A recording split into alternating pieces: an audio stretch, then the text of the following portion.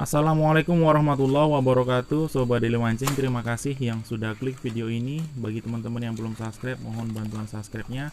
Ini hasil mancing kita di akhir Desember 2021 ini ya. Lele kita dapat banyak banget sampai dibagi-bagiin ke orang. Untuk umpannya cek video sampai habis.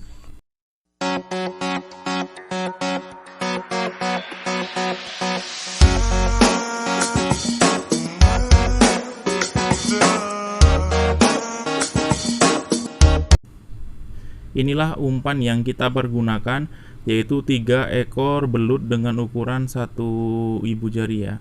Jadi kalau lebih kecil lebih bagus, dan ini sudah kita matikan dengan cara dibanting supaya tidak menyiksa hewan ini untuk kita jadikan umpan. Kita akan potong belut lebih kurang seukuran 1 cm, tidak usah dibuang perutnya. Jadi kita potong kira-kira lebih kurang 1 cm seperti ini, dan biarkan saja darahnya ikut kita bungkus dalam plastik. Kita didihkan air terlebih dahulu, lalu kita siapkan bungkusan belut yang sudah kita potong-potong, lalu kita masukkan beserta dengan darahnya.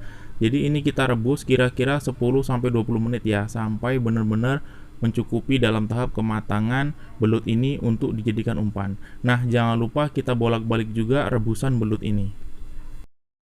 Nah, ini sudah lebih kurang 15 menit ya saya rebus. Jadi seperti ini kira-kira. Kalau sudah matang itu dagingnya berwarna keputihan dan sudah nggak keras lagi ya, jadi agak sedikit lembut, dan umpan ini siap kita gunakan untuk berburu lele.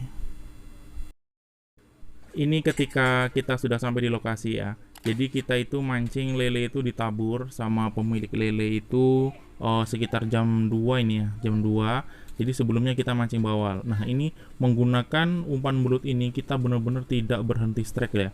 Kanan kiri ngangkat terus. Pokoknya ini rekomendasi banget buat teman-teman yang berburu lele, ikan lele baru tabur, atau ikan lele kilo gebrus. Selamat mencoba. Ini rekan kita ya, sayang sekali kerontong atau keranjangnya bolong. Padahal ini dapat banyak banget tadi ya, belasan juga, menggunakan umpan belut dengan cara olah yang sama.